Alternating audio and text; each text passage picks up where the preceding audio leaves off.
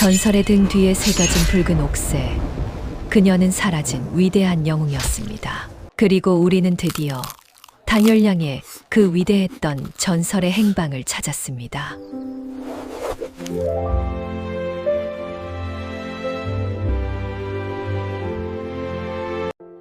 여러분의 구독과 좋아요는 다음 이야기 제작에 큰 힘이 됩니다. 자, 골라. 힘 좋은 놈은 50냥, 잔심부름할 년은 30냥. 노비 거간꾼의 목소리가 꽹과리 소리보다 날카롭게 장터를 갈랐습니다.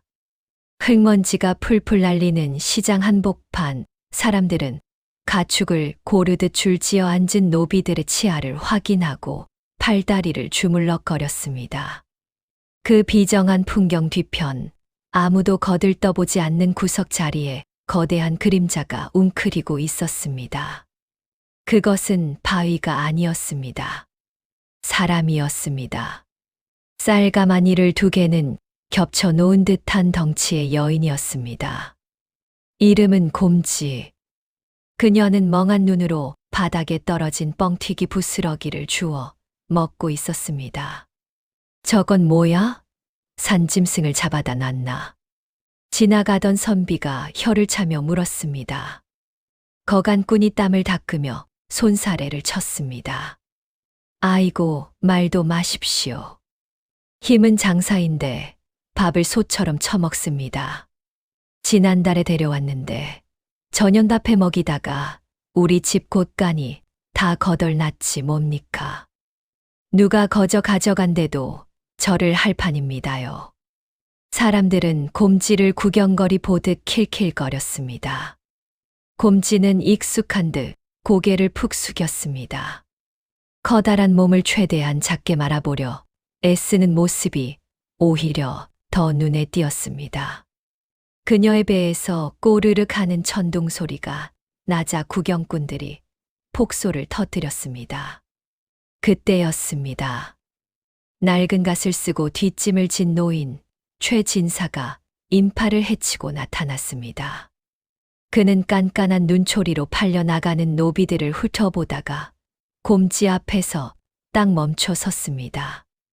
이 아이 덩치가 제법 실하구먼. 거간꾼이 눈을 동그랗게 떴습니다. 날이 진심이십니까? 미련해서 말귀도 잘 모자라듣습니다. 게다가 먹기는 또 얼마나. 힘쓰는 일엔 밥심이 최고지. 껍데기가 두터운 건 다 이유가 있는 법이야. 최진사는 곰지와 눈을 맞췄습니다. 주눅 들어 피할 줄 알았던 곰지의 눈동자가 의외로 맑고 깊었습니다. 최진사의 입가에 미세한 미소가 스쳤습니다. 그는 엽전 꾸러미를 꺼내 거간꾼에게 던졌습니다. 짤랑. 경쾌한 소리가 흙바닥에 울렸습니다. 10냥. 예. 10냥이면 되겠나? 더는 없어. 거간꾼은 엽전을 주워들고 셈을 해보더니 횡재라도 했다는 듯 입이 귀에 걸렸습니다. 밤만 축내는 애물단지를 돈까지 받고 치우다니 말입니다. 아이고 됩니다. 되고 말고요. 당장 데려가십시오. 최진사는 쭈그리고 앉은 곰지에게 손을 내밀었습니다. 투박하고 거친 손이었습니다. 일어나거라. 배고프지 않느냐? 집에 가서 따뜻한 국밥이라도 한 그릇 하자. 곰지는 멍하니 최진사의 손과 얼굴을 번갈아 보았습니다. 태어나서 처음 들어보는 말이었습니다. 저리 가가 아니라 가자라니요. 곰지는 엉거주춤 일어났습니다. 그녀가 몸을 일으키자 그늘이 저 최진사의 머리 위가 어두워질 정도였습니다. 두 사람이 장터를 빠져나가는 뒷모습을 보며 상인들이 수군거렸습니다. 최진사 영감이 노망이 났나 보네. 저런 곰탱이를 돈 주고 사다니. 며느리 혼자 살림하기 힘들까봐 그러나 본데. 쯧쯧. 기둥뿌리 뽑히겠구먼. 하지만 최진사는 들은 채도 하지 않았습니다. 그의 눈빛은 촐로의 것이라고는 믿기지 않을 만큼 매섭게 빛나고 있었습니다. 장터 입구 포목점 처마 밑에서 그들을 지켜보는 낯선 사내들의 시선을 느꼈기 때문입니다. 검은 삿갓을 눌러쓴 사내들의 허리춤에는 유난히 긴 검이 숨겨져 있었습니다. 냄새를 맡았구나. 피 비린내를. 최진사는 곰지를 앞세우고 걸음을 재촉했습니다. 서둘러야겠다. 해가 지기 전에 고개를 넘어야 해. 곰지는 영문도 모른 채 그저 국밥을 준다는 주인을 따라 성큼성큼 발을 내디뎠습니다. 그녀의 육중한 발자국이 마른 땅에 깊게 패였습니다. 그것은 단순한 발자국이 아니었습니다. 앞으로 닥쳐올 거대한 폭풍을 견뎌낼 유일한 방패의 등장이었습니다. 집에 도착했을 때 마당에는 며느리 정인이 나와 있었습니다. 하얀 소복 차림의 그녀는 근심 가득한 얼굴로 시아버지를 맞았습니다. 아버님, 오셨습니까? 헌데 뒤에 저분은 정인은 산처럼 거대한 곰지를 보고 뒷걸음질 쳤습니다. 곰지의 압도적인 덩치에 본능적인 공포를 느낀 것입니다. 최진사가 헛기침하며 말했습니다. 새 식구다. 이름은 곰지라고 한다. 앞으로 내 곁을 지킬 게다. 제 곁을요? 하지만 아버님, 저희 형편에 입 하나 늘리는 건 단순한 입이 아니다. 최진사는 낮게 깔린 목소리로 정인의 눈을 똑바로 응시하며 말했습니다. 이 아이가 널 살릴 것이다. 그러니 정인아, 너도 이 아이를 사람으로 대하거라. 귀하게 여기면 귀한 사람이 되고 천하게 여기면 천한 짐승이 되는 법이다. 정인은 시아버지의 뜻 모를 말에 곰지를 다시 쳐다보았습니다. 곰지는 마당 한 구석에 있는 장독대를 보며 침을 흘리고 있었습니다. 과연 저 아이가 나를 살릴 수 있을까? 정인의 눈에 불안과 의구심이 스쳐 지나갔습니다. 하지만 그녀는 몰랐습니다. 곰지의 뱃살 아래 숨겨진 근육이 그 어떤 명검보다 단단하다는 사실을 말입니다. 바람이 불어와 마당에 흙먼지를 일으켰습니다. 폭풍전야의 고요함이 세 사람을 감싸고 있었습니다. 제두장 곰지가 최진사 댁에 온 지도 닷새가 지났습니다. 집안 분위기는 묘하게 돌아가고 있었습니다. 곰지는 시아버지가 호언장담한 보물이라기보단 그저 거대한 식충에 가까워 보였습니다. 아이고, 저걸 또. 부엌에서 마당을 내다보던 정인이 한숨을 쉬었습니다. 곰지는 마당 한가운데 쪼그리고 앉아 대야만한 그릇에 비벼놓은 보리밥을 산처럼 쌓아두고 먹고 있었습니다. 숟가락도 감질난다며 주걱으로 퍼먹는 꼴이 마치 굶주린 소가 여물을 먹는 듯 했습니다. 곳간의 쌀독이 줄어드는 속도가 눈에 보일 지경이었습니다. 정인은 불안했습니다. 역적의 가문에서 살아남아 숨죽여 사는 처지에 저런 눈에 띄는 거구를 데리고 있다니요. 게다가 곰지는 시키는 일도 영 서툴렀습니다. 빗자루질을 시키면 빗자루를 부러뜨리고 빨래를 시키면 옷감을 찢어 먹기 일쑤였습니다. 아버님도 참. 대체 무슨 생각이신지. 정인은 답답한 마음에 장독대로 향했습니다. 묵은 간장독을 옮겨 볕을 쬐어줄 참이었습니다. 어른 허리춤까지 오는 거대한 독은 장정 둘이 달라붙어야 겨우 들 만큼 무거웠습니다. 하지만 정인은 곰지를 부를 생각조차 하지 않았습니다. 또 독을 깨트릴까 겁이 났기 때문입니다. 정인은 전 먹던 힘까지 짜내어 독을 밀어보려 했습니다. 하지만 독은 꿈쩍도 하지 않았습니다. 오히려 발이 미끄러지면서 정인의 몸이 휘청거렸습니다. 중심을 잃은 정인이 넘어지려는 찰나 흔들리던 거대한 장독이 정인의 머리 위로 기울어졌습니다. 아트! 피할 새도 없었습니다. 정인이 눈을 질끈 감으며 비명을 지르려던 그 순간이었습니다. 텅!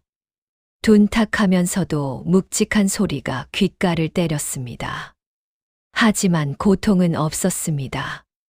조심스레 눈을 뜬 정인은 입을 다물 수 없었습니다. 자신의 코앞 기울어지던 장독을 누군가가 한 손으로 받치고 있었습니다. 곰지였습니다. 밥풀이 잔뜩 묻은 입가에 주걱을 문 채 곰지는 마치 빈 바구니를 들듯 그 무거운 독을 가볍게 잡고 있었습니다. 마님, 괜찮으십니까? 곰지가 우물거리며 물었습니다. 그러더니 다른 한 손으로 흘러내리려던 독뚜껑까지 가뿐하게 낚아챘습니다. 이걸 내가... 정인이 말을 잇지 못하고 멍하니 바라보자 곰지는 머쓱한 듯 웃었습니다. 그리고는 그 무거운 장독을 공깃돌 다루듯 가볍게 들어 올려 원래 옮기려던 양지 바른 곳에 쿵 하고 내려놓았습니다. 땅이 울릴 정도의 무게였지만 곰지의 팔은 미동조차 없었습니다. 밥 먹다가 그쪽이 시끄러워서 와봤습니다요. 아, 이왕 온 김에 저 뒤에 있는 독들도 다 옮겨드릴까요? 곰지는 대수롭지 않게 말하며 옆에 있던 또 다른 장독 2개를 양옆구리에 쌀가마니 끼듯 척척 끼워 들었습니다. 정인의 턱이 빠질 듯 벌어졌습니다. 마을 장정들도 낑낑대는 무게를 이 아이는 마실 나온 동네 강아지 다루듯 하고 있었으니까요. 멀리 사랑채 마루에서 이를 지켜보던 최 진사가 곰방대를 털며 흐뭇하게 중얼거렸습니다. 허허, 거봐라. 밥값은 한다지 않았느냐. 정인은 멍하니 곰지의 널찍한 등판을 바라보았습니다. 밥만 먹는 둔한 곰인 줄 알았더니 저 등판이 어쩌면 세상에서 가장 든든한 방패가 될지도 모른다는 생각이 스쳤습니다. 하지만 동시에 두려움도 일었습니다. 저런 괴력을 가진 아이가 평범한 노비일 리가 없었으니까요. 그날 장독대 사건 이후 최 진사 댁의 공기는 사뭇 달라져 있었습니다. 며느리 정인은 더 이상 곰지를 밥만 축내는 식충이로 보지 않았습니다. 그녀의 눈에 곰지는 풀리지 않는 수수께끼이자 위태로운 가문을 지탱해 줄지도 모를 기이한 기둥으로 비치기 시작했습니다. 정인은 밤마다 잠을 이루지 못했습니다. 가문의 멸문지화를 피해 이곳 산골까지 흘러들어왔으나 언제 들이닥칠지 모를 관군과 자객의 그림자는 늘 그녀의 목을 조여왔기 때문입니다. 하지만 곰지의 그 무지막지한 등판을 볼 때면 이상하게도 가슴 한구석이 훈훈해지는 것을 느꼈습니다. 곰지야, 잠깐 들어오너라. 정인의 부름에 마당에서 멍하니 달 구경을 하던 곰지가 화들짝 놀라며 안방으로 들어왔습니다. 곰지는 쭈뼛거렸습니다. 혹시나 아까 저녁에 밥을 2그릇이나 더 먹은 것을 혼내려는 줄 알았던 것입니다. 마님, 죄송합니다요. 배가 너무 고파서 그만. 다음부터는 조금만 먹겠습니다. 곰지가 커다란 몸을 비비꼬며 변명했습니다. 정인은 피식 웃음이 나오는 것을 참으며 고개를 저었습니다. 그게 아니다. 내게 줄 것이 있어 불렀다. 정인은 묵향이 은은하게 배어있는 붓과 종이를 꺼내 놓았습니다. 곰지의 눈이 휘둥그레졌습니다. 솥뚜껑만 한 손을 가진 곰지에게 가느다란 붓은 마치 이쑤시개처럼 위태로워 보였습니다. 붓입니까요? 이걸로 등을 긁으라는 말씀이신지. 그를 가르쳐 주마. 정인의 단호한 말에 곰지는 기겁하며 손사래를 쳤습니다. 아이고, 마님, 당치도 않습니다. 저 같은 천것이 감히 그리라니요. 저는 난 놓고 기억자도 모르는 까막눈입니다. 그러니 배우라는 것이다. 내가 가진 그 힘은 훌륭하지만 힘만으로는 세상을 이길 수 없다. 내 너에게 글을 줄 테니 너는 내게 너의 그 힘을 빌려다오. 정인의 눈빛은 진지했습니다. 그것은 주종관계의 명령이 아니라 생사를 함께할 동지에게 청하는 부탁에 가까웠습니다. 곰지는 얼떨결에 붓을 쥐었습니다. 하지만 맷돌을 공깃돌처럼 다루던 곰지의 손이 붓 한 자루 앞에서는 사시나무 떨듯 떨렸습니다. 이게 바위보다 더 무겁습니다요. 곰지가 끙끙대며 획을 긋자 얇은 화선지가 푹 하고 찢어졌습니다. 곰지의 괴력을 종이가 견디지 못한 것입니다. 정의는 당황하지 않고 곰지의 투박한 손등 위에 자신의 하얀 손을 포개어 얹었습니다. 힘을 빼거라. 붓은 칼이 아니다. 바람이 물 위를 지나가듯 부드럽게. 두 여인의 손이 맞닿은 순간 묘한 온기가 방 안을 채웠습니다. 곰지는 태어나 처음으로 느껴보는 타인의 따뜻한 체온에 코끝이 시큰해졌습니다. 평생 더럽다, 미련하다는 소리만 듣고 자란 그녀였습니다. 누군가가 자신의 손을 잡아주고 무언가를 가르쳐 주려 한다는 사실 자체가 곰지에게는 기적과도 같았습니다. 그 시각 사랑채 마루에 앉아있던 최진사는 방문 너머로 비치는 두 사람의 그림자를 보며 곰방대를 물었습니다. 허허, 붓과 주걱이라. 제법 어울리는 한 쌍이구나. 최진사의 입가에 흐뭇한 미소가 걸렸지만 그의 눈은 이내 서쪽 하늘을 향해 날카롭게 빛났습니다. 밤바람에 실려오는 냄새가 심상치 않았기 때문입니다.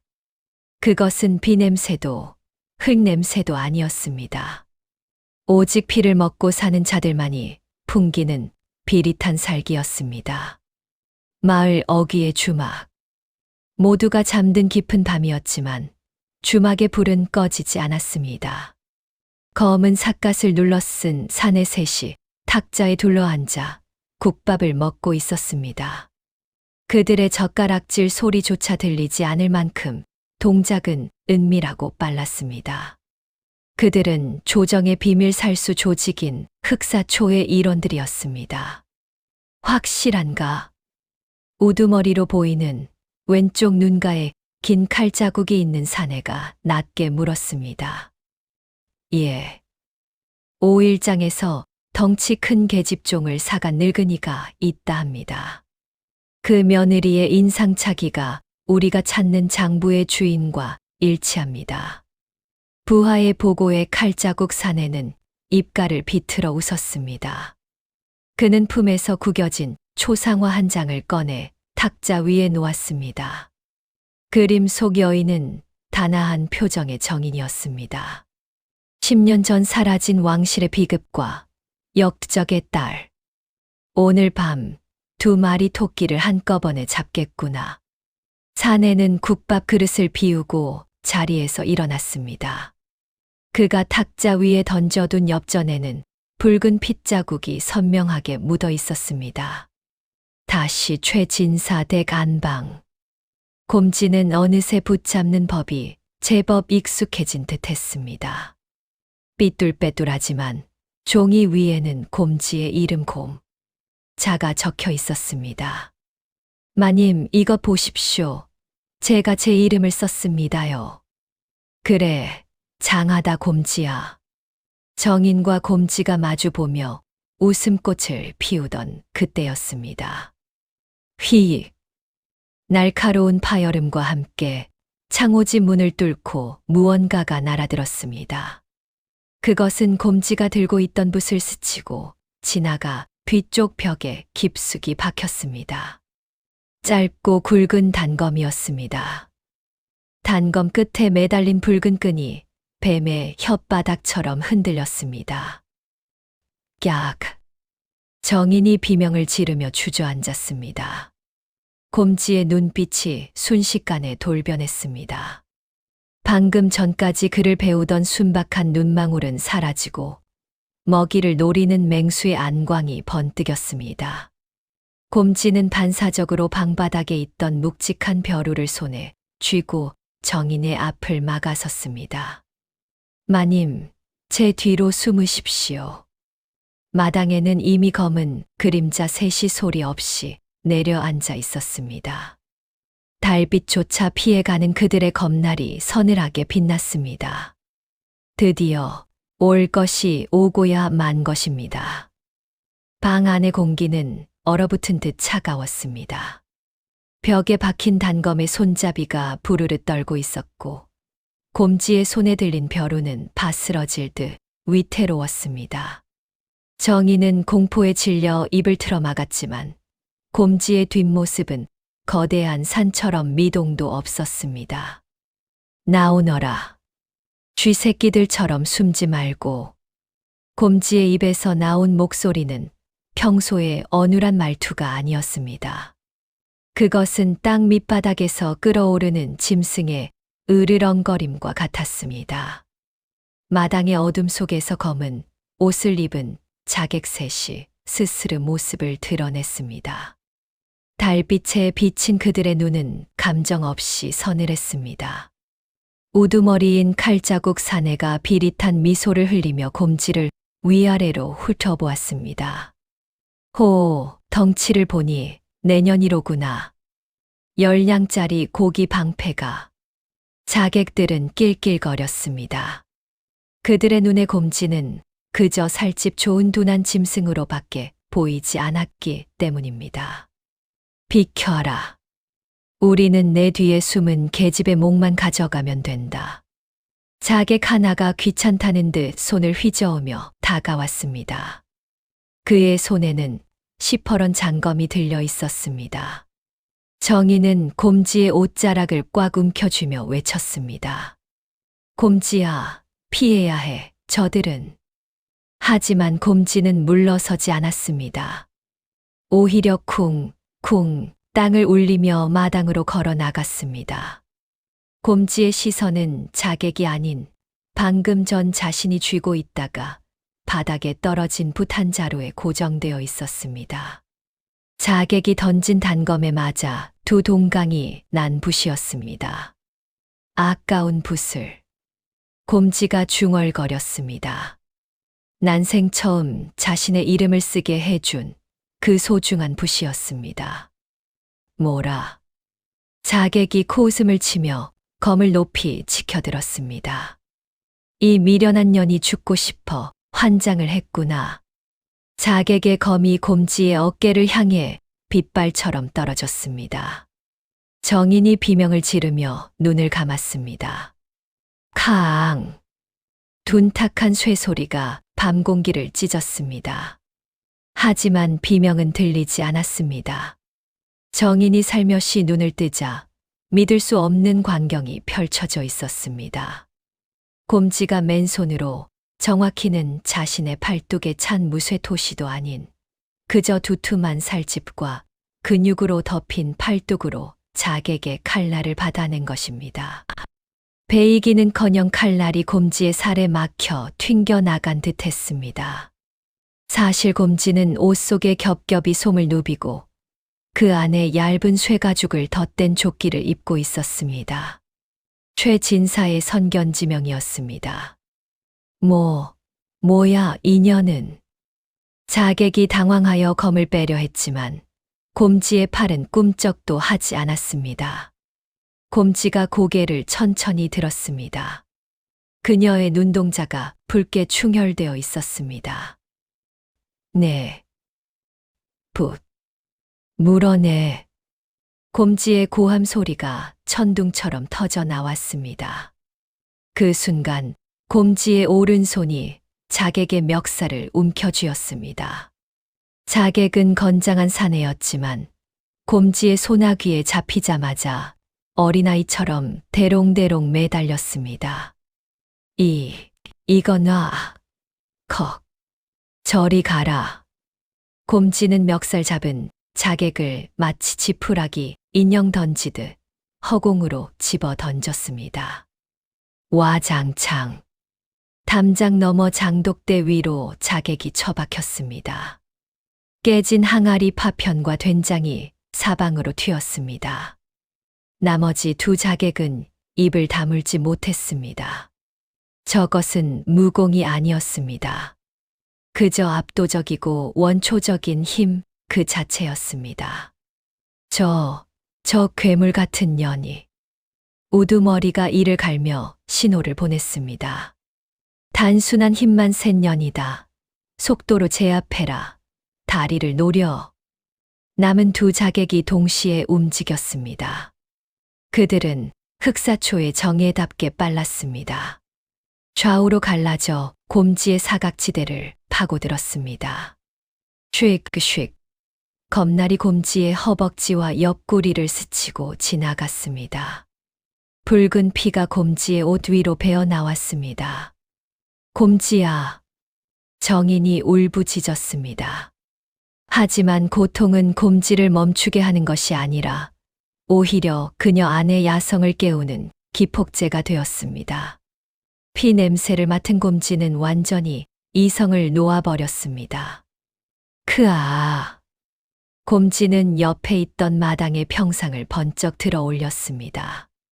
성인 남성 넷이서 들어야 할 무거운 나무 평상이었습니다. 그녀는 그것을 파리채 휘두르듯 붕붕 돌리기 시작했습니다. 우웅, 우웅.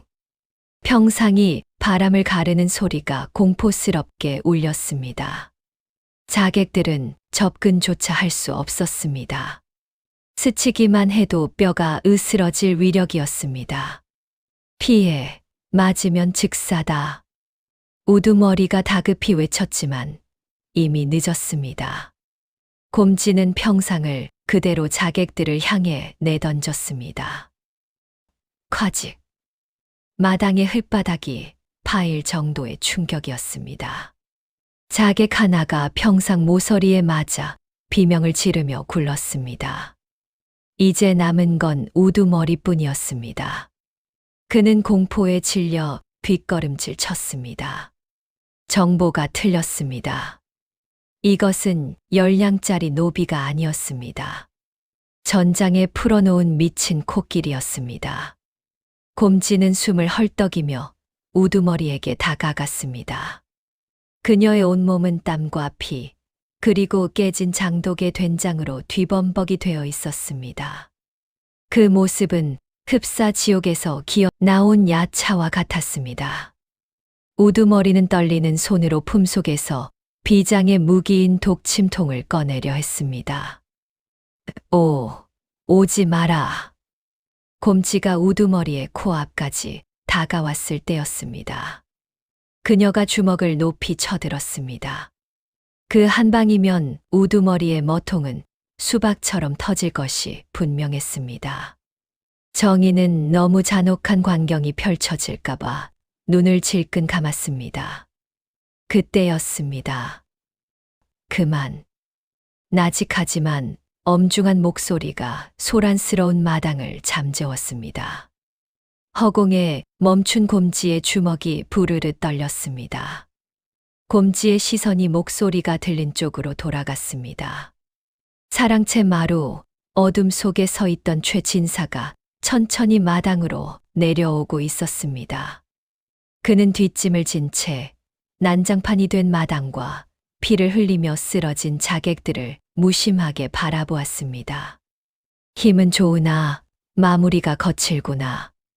최진사는 공포에 질려 주저앉은 우두머리 자객 앞을 가로막고 섰습니다.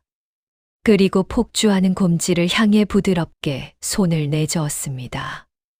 이제 됐다, 곰지야. 뒤는 내게 맡기고 며느리를 챙기거라. 곰지의 거친 숨소리가 조금씩 잦아들었습니다.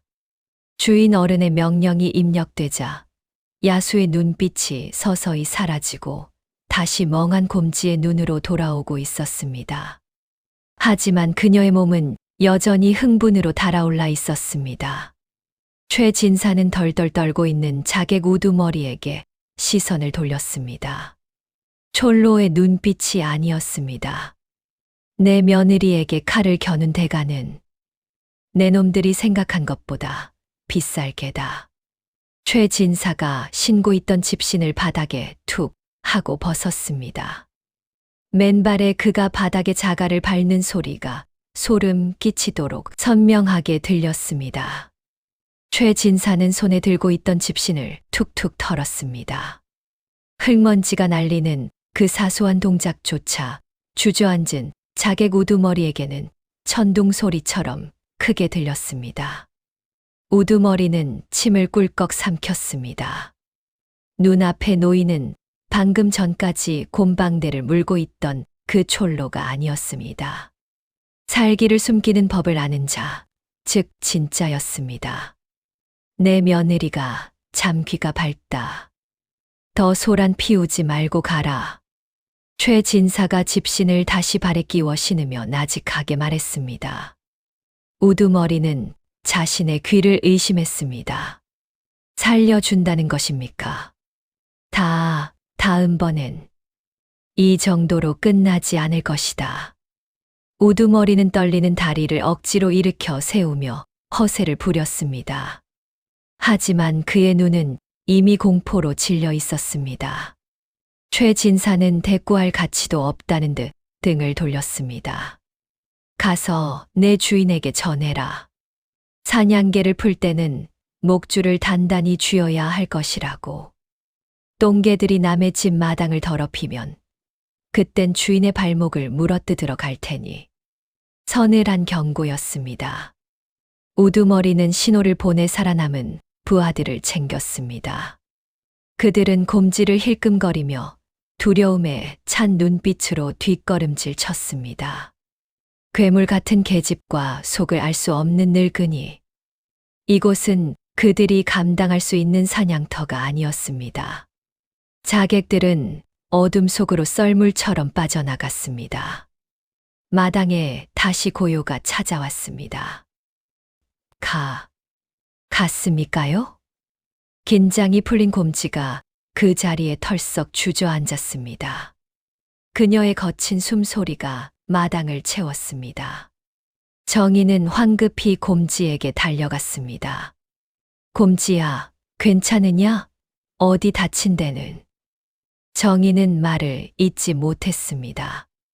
곰지의 팔뚝과 허벅지에서 흐른 피가 옷을 붉게 적시고 있었기 때문입니다. 하지만 곰지는 자신의 상처보다 바닥에 떨어진 두 동강 난 붓을 먼저 집어들었습니다. 마님, 붓이 부러졌습니다요. 제가 이름을 다 쓰지도 못했는데. 곰지의 눈에 그렁그렁 눈물이 맺혔습니다. 칼에 베인 상처보다 그를 배우지 못하게 된 것이 더 서러운 모양이었습니다. 정희는 가슴이 미어지는 듯 했습니다. 그녀는 자신의 치마폭을 찢어 곰지의 상처를 지혈하며 울먹였습니다. 붓은 다시 사면 된다. 10개든 100개든 사줄 테니 제발 몸 좀 아끼거라. 내가 잘못되면 나는 어찌 살라고. 정인의 눈물 한 방울이 곰지의 손등에 톡 떨어졌습니다. 곰지는 놀란 눈으로 정인을 바라보았습니다. 자신을 위해 울어주는 사람. 태어나 처음 겪는 따스함에 곰지는 쑥스러운 듯 코를 훌쩍였습니다. 헤헤. 마님이 안 다치셨으니 됐습니다. 밥 한 끼 든든하게 먹으면 이깟 상처는 금방 낫습니다요.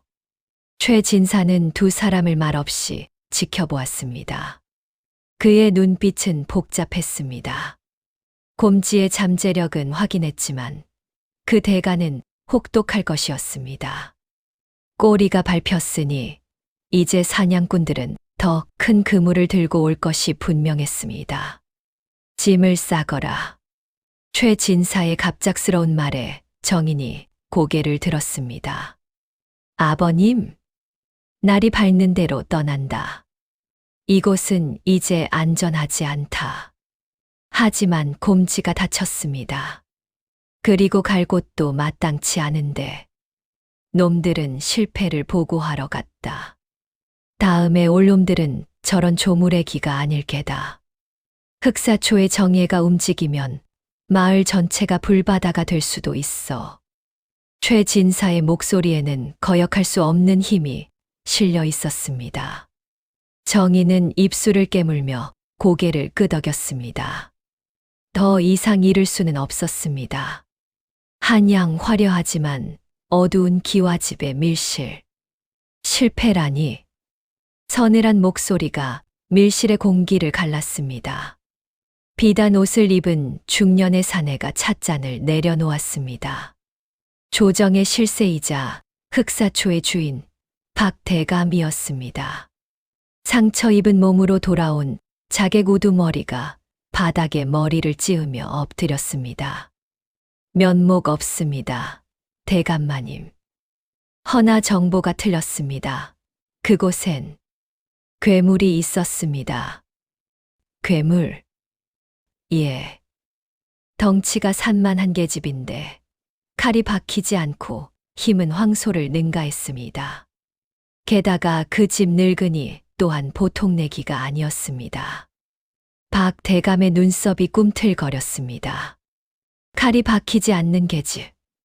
뇌리에 스치는 기억이 있었습니다. 10년 전 궁궐 화재 사건 당시 사라졌던 무수리 출신의 아이. 그리고 그 아이의 등에 새겨졌다는 왕의 밀지. 설마. 박 대감은 입가에 비릿한 미소를 머금었습니다. 퍼즐 조각이 맞춰지고 있었습니다. 역적의 딸이 가진 비리 장부와 사라진 왕의 밀지가 한 곳에 모여 있다니. 이것은 하늘이 내린 기회였습니다. 재밌구나. 10냥짜리 똥개가 보물을 물고 있었다니. 박 대감은 책상 위에 놓인 붉은색 나무패를 집어들었습니다. 그것은 흑사초 내에서도 가장 잔혹한 살수들만 움직인다는 적귀대의 소집령이었습니다. 적귀대를 풀어라. 늙은이는 죽이고 계집과 며느리는 산채로 잡아와라. 내 직접 그 괴물의 껍질을 벗겨 밀치를 확인해야겠다. 우두머리가 공포에 질려 뒷걸음질 쳤지만 박 대감의 눈은 이미 탐욕으로 번들거리고 있었습니다. 한양의 밤하늘 위로 먹구름이 몰려들고 있었습니다. 이제 시작될 추격전은 지금까지와는 차원이 다른 피바람을 예고하고 있었습니다. 동트기 전 세상이 가장 깊은 잠에 빠져들 시간인 축시. 최진사 댁의 안방문이 소리 없이 열렸습니다. 짐을 꾸리는 세 사람의 손길은 분주했지만 그 누구도 입을 떼지 않았습니다. 말소리가 새 나가는 것조차 두려운 밤이었기 때문입니다. 이것들은 두고 가거라. 목숨보다 무거운 짐은 없다. 최 진사가 곰지의 등짐을 가리키며 나직하게 말했습니다. 곰지는 아쉬운 듯 짐 보따리를 만지작거렸습니다. 그 안에는 남은 쌀이며 된장, 아끼던 무쇠 솥뚜껑까지 들어 있었습니다. 하지만 날이 길 가다 배고프면 어쩝니까요? 이 솥뚜껑은 방패로도 쓸 수 있는데 내 몸 하나 건사하기도 벅차다. 지금은 가볍게 더 빠르게 움직여야 해. 최진사의 단호한 눈빛에 곰지는 울상을 지으며 솥뚜껑을 내려놓았습니다. 대신 그녀는 정인이 챙겨준 작은 보찜 하나를 소중하게 어깨에 맸습니다. 그 보찜 안에는 부러진 붓과 종이, 그리고 정인의 옷까지 몇 벌이 들어있을 뿐이었습니다. 정인은 마지막으로 안방을 둘러보았습니다. 비록 숨어 살던 곳이었지만 지난 10년의 세월이 묻어있는 공간이었습니다. 아버님과 함께 웃고 울던 마루, 곰지와 함께 그를 익히던 문지방. 이제 떠나면 다시는 돌아오지 못할 것이라는 예감이 정인의 발목을 잡았습니다. 정인아, 가자. 최 진사가 마당에 서서 재촉했습니다. 정희는 입술을 깨물며 고개를 끄덕였습니다.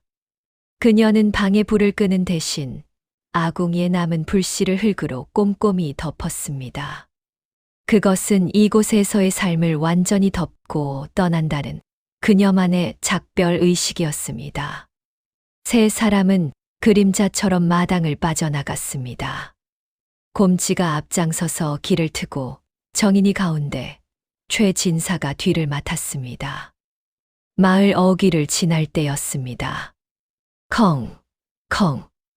어디선가 개 짖는 소리가 날카롭게 울려 퍼졌습니다. 정인의 어깨가 움찔하며 굳어졌습니다. 혹시 자객들이 매복해 있는 것은 아닐까? 심장이 터질 듯 요동쳤습니다. 멈추지 마라. 뛰어야 한다. 최 진사의 낮은 목소리가 등 뒤에서 들려왔습니다. 세 사람은 걸음을 재촉하여 달리기 시작했습니다.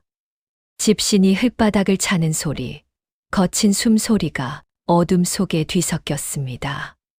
곰지는 상처 입은 다리가 욱신거렸지만 이를 악물고 정인의 손을 잡아 끌었습니다.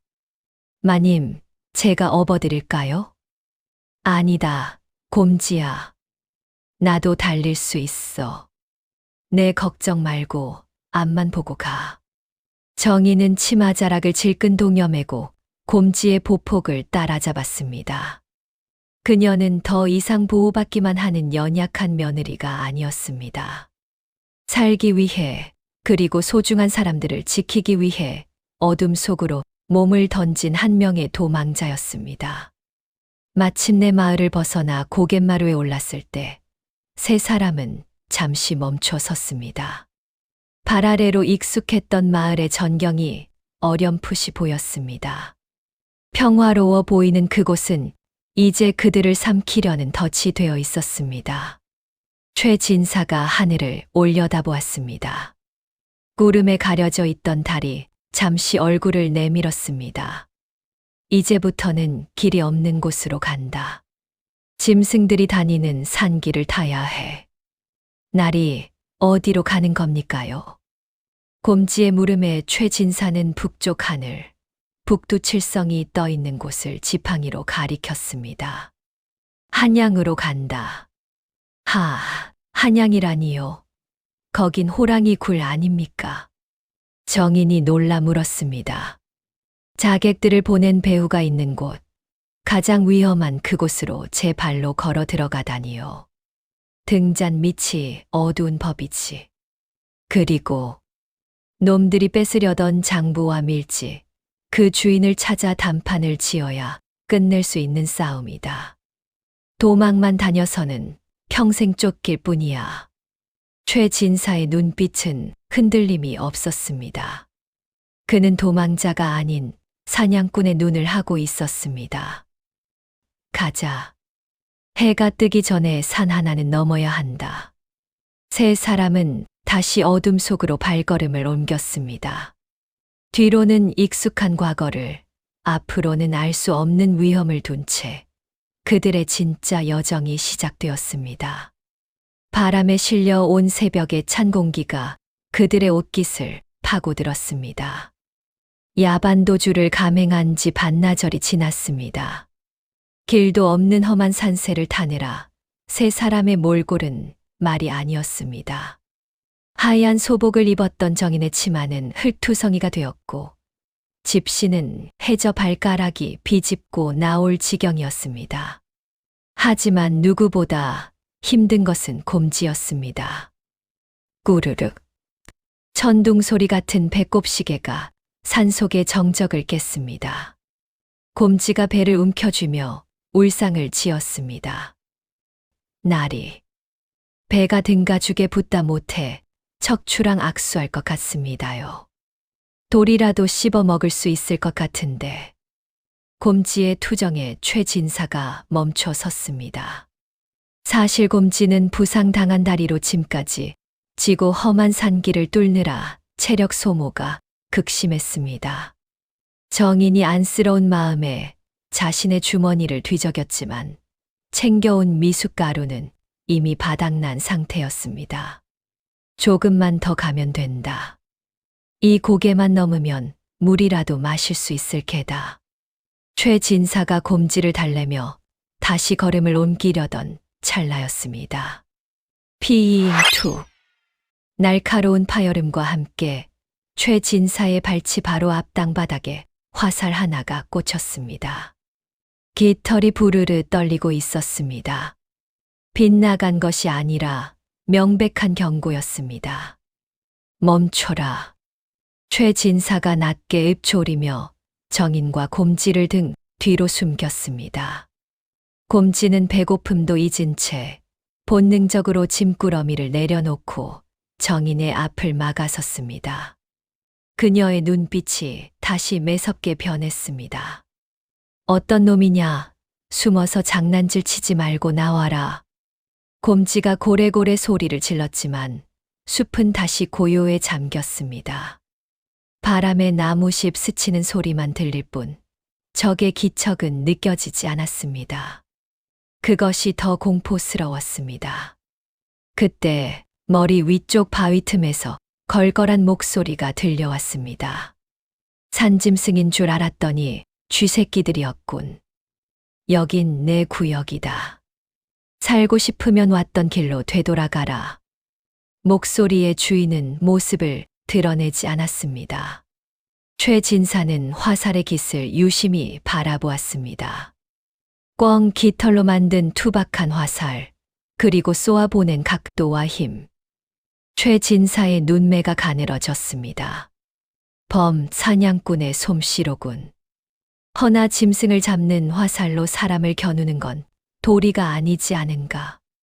최 진사의 태연한 대꾸의 바위 위에서 흥 하는 콧방귀 소리가 들렸습니다. 도리, 쥐새끼들이 도리를 찾나. 셋을 셀 동안 꺼지지 않으면 다음 화살은 내 놈 미간에 박힐 것이다. 하나, 둘. 긴장감이 감돌았습니다. 곰지가 당장이라도 바위를 기어오를 기세로 꿈틀거렸습니다. 하지만 최 진사는 한 발자국도 물러서지 않고 오히려 뒷짐을 진 채 목소리를 높였습니다.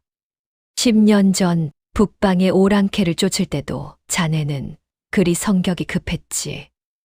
외파리 장포수. 그 순간 셋을 세려던 목소리가 뚝 끊겼습니다. 숲의 공기가 순식간에 바뀌었습니다.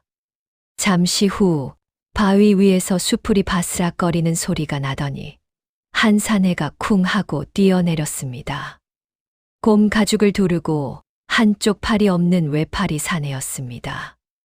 덥수룩한 수염 사이로 보이는 눈빛이 매서웠지만 지금 그 눈은 믿을 수 없다는 듯 크게 흔들리고 있었습니다.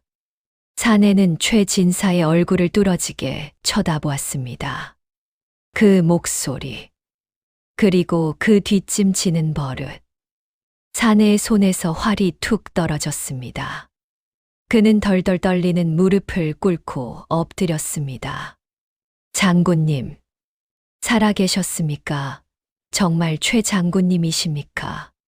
정인과 곰지는 눈이 휘둥그레졌습니다. 장군이라니요? 시골 촐로인 줄만 알았던 시아버지가 장군이라니요. 최 진사, 아니 최 장군은 씁쓸한 미소를 지으며 사내를 일으켜 세웠습니다. 일어나게. 내 이제는 벼슬도 이름도 없는 늙은이일 뿐일세. 아이고 장군님, 죽은 줄만 알았습니다. 멸문지화를 당하셨다는 소문을 듣고 제가 얼마나 통곡했는지 모릅니다. 사내의 이름은 장포수. 과거 최 진사가 북방을 호령하던 시절 그의 밑에서 척후병으로 활약하다 팔 하나를 잃고 전역한 부하였습니다. 최 진사가 목숨을 구해준 은인이기도 했습니다. 잠시 후 일행은 장포수가 머무는 은신처인 동굴로 자리를 옮겼습니다. 많이 드십시오. 비루하지만 산토끼 고기와 칡뿌리입니다. 장포수가 내어온 투박한 밥상 앞에서 곰지의 눈이 뒤집혔습니다. 우와, 고기다. 곰지는 뜨거운 것도 잊은 채 토끼 뒷다리를 통째로 입에 넣었습니다. 우물우물 씹더니 뼈만 쏙 뱉어내는 신기에 가까운 먹방을 선보였습니다. 정희는 그런 곰지를 보며 안도감에 미소를 지었습니다. 며칠 만에 제대로 된 끼니였습니다. 헌데 장군님, 어찌 이런 깊은 산중까지 오셨습니까? 몰골을 보니 쫓기시는 듯한데. 장포수의 조심스러운 물음에 최진사는 젓가락을 내려놓고 무겁게 입을 열었습니다. 한양으로 간다. 묵은 빚을 청산하러. 한양이라니요. 지금 관군들이 산 아래 길목마다 깔려 있습니다. 쥐새끼 한 마리도 못 지나가게 막고 있다고요. 혹시 장군님 일행을 찾는 겁니까? 최진사가 고개를 끄덕이자 장포수는 곰 가죽을 거칠게 쓸어내리며 생각에 잠겼습니다. 큰 길은 이미 막혔습니다. 하지만 방법이 아주 없는 건 아닙니다. 방법이라니? 장포수의 눈이 번뜩였습니다. 약초꾼들만 다니는 구름다리 길이 있습니다. 절벽을 타야 해서 험하긴 하지만 관군 놈들은 꿈에도 모르는 길이죠. 제가 안내하겠습니다. 그때였습니다. 곰지가 입가에 묻은 기름기를 닦으며 불쑥 끼어들었습니다.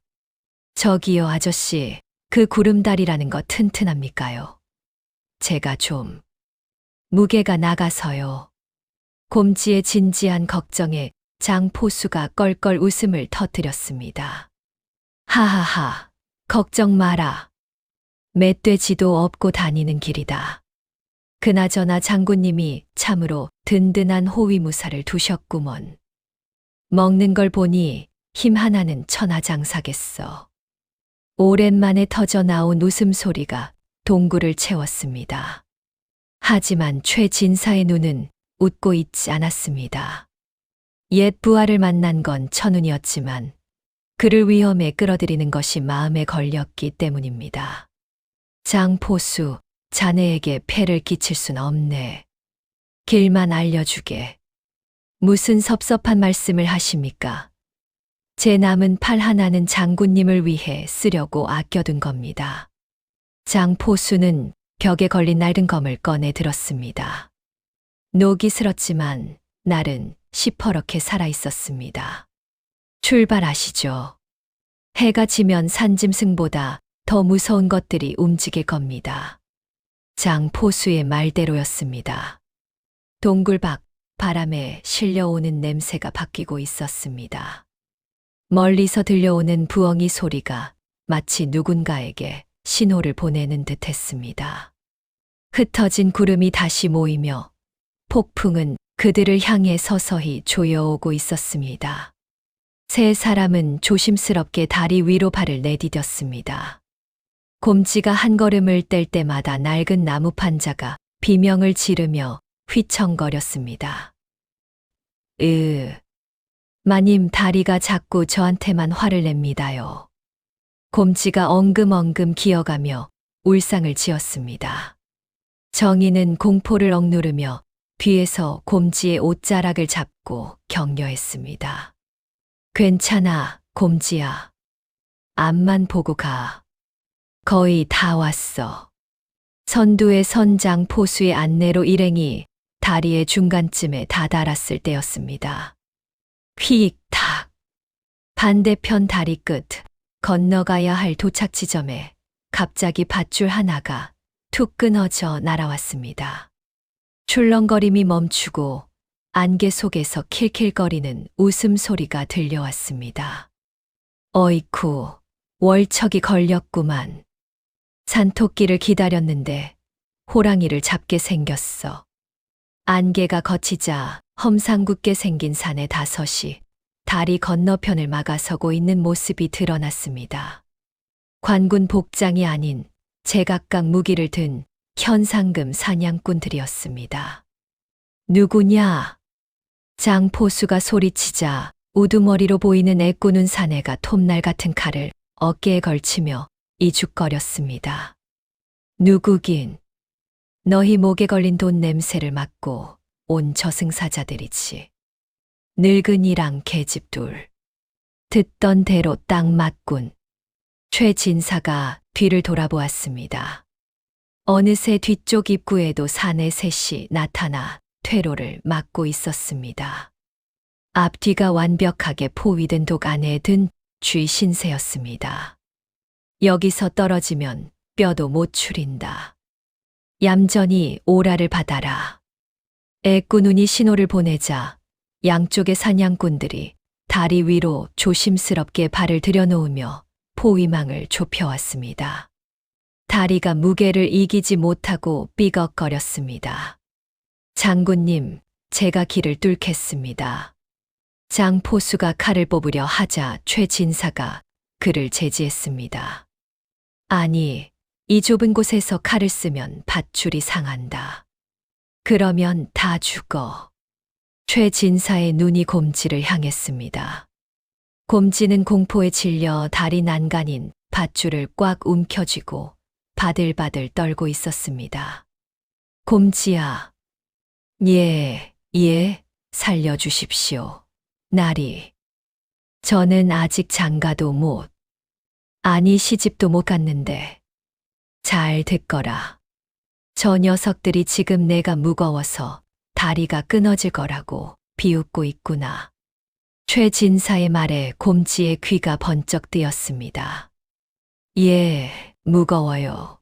제가요? 그래. 저놈들이 너를 돼지라고 놀리는구나. 참을 수 있겠느냐? 사실 사냥꾼들은 그런 말을 한 적이 없었지만 최 진사의 기막힌 거짓말은 즉시 효과를 발휘했습니다. 곰지의 눈에서 공포가 사라지고 대신 이글거리는 분노가 차올랐습니다. 감히 내 밥줄을 끊으려 해. 곰지가 천천히 몸을 일으켰습니다. 그녀가 일어서자 거대한 그림자가 다리를 덮었습니다. 다가오던 사냥꾼들이 멈칫했습니다. 뭐야, 저년. 왜 갑자기 눈이 뒤집혔어?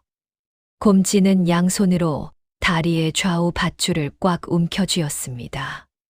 그리고는 뱃속 깊은 곳에서 기합을 끌어올렸습니다. 누가 돼지야? 곰지가 발을 구르며 밧줄을 미친 듯이 상하좌우로 흔들기 시작했습니다. 우르릉 쾅, 끼익. 그것은 단순한 흔들림이 아니었습니다. 곰지의 괴력에 의해 구름다리 전체가 거대한 파도처럼 요동쳤습니다. 좁은 나무판자 위에서 중심을 잡으려던 사냥꾼들은 혼비백산했습니다. 으악, 뭐야 이거. 멈춰. 다 끊어진다. 하지만 폭주한 곰지는 멈추지 않았습니다. 그녀가 밧줄을 튕길 때마다 사냥꾼들의 몸이 팝콘처럼 튀어 올랐습니다. 살려줘. 중심을 잃은 사냥꾼 하나가 비명을 지르며 난간 밖으로 떨어졌습니다. 다행히 발목이 밧줄에 걸려 대롱대롱 매달린 꼴이 되었습니다. 앞뒤를 막았던 사냥꾼들은 공격은커녕 떨어지지 않기 위해 바닥을 기며 밧줄에 매달리기 급급했습니다. 그 틈을 타 최 진사가 외쳤습니다. 지금이다, 뛰어라. 최 진사와 장포수, 정희는 곰지가 만들어낸 인공 파도의 박자에 맞춰 능숙하게 중심을 잡으며 앞으로 달렸습니다. 반면 사냥꾼들은 곰지의 파동에 휩쓸려 다리 밖으로 튕겨 나가지 않으려 안간힘을 쓰고 있었습니다. 마침내 일행이 건너편 땅을 밟았습니다. 아직 다리 위에는 사냥꾼들이 빨래처럼 널려 있었습니다. 이 독한 놈들. 애꾸는 우두머리가 간신히 밧줄을 잡고 기어 올라오려 했습니다. 그때 곰지가 다리 입구에 버티고 섰습니다. 그녀는 숨을 헐떡이며 애꾸눈을 내려다보았습니다. 한 번만 더 내 밥그릇 건드리면 곰지가 다리에 연결 밧줄을 잡고 가볍게 한 번 툭 튕겼습니다. 출렁. 그 작은 반동에도 애꾸눈은 허억 하며 기겁을 하고 다시 밧줄에 매달렸습니다. 그땐 진짜로 끊어버린다. 곰지의 살벌한 경고에 사냥꾼들은 아무 대꾸도 하지 못하고 얼굴이 하얗게 질려 고개만 끄덕였습니다. 상황이 정리되자 장포수가 혀를 내두르며 곰지의 등을 쳤습니다. 허허, 천하장사가 아니라 천하의 전략가로구만. 다리를 무기로 쓸 줄이야. 곰지는 그제야 분이 풀린 듯 머쓱하게 웃으며 배를 문질렀습니다. 헤헤. 근데 아까 저놈들이 진짜 저보고 돼지라고 했습니까요? 정의는 웃음을 참으며 곰지의 옷매무새를 다듬어 주었습니다. 아니야. 곰지가 세상에서 제일 용감하다고 하던 걸. 위기를 넘긴 내 사람은 다시 길을 재촉했습니다. 하지만 최진사의 표정은 여전히 어두웠습니다. 이런 조무래기들까지 깔려 있다니. 생각보다 소문이 빨리 퍼졌구나. 서둘러야겠다.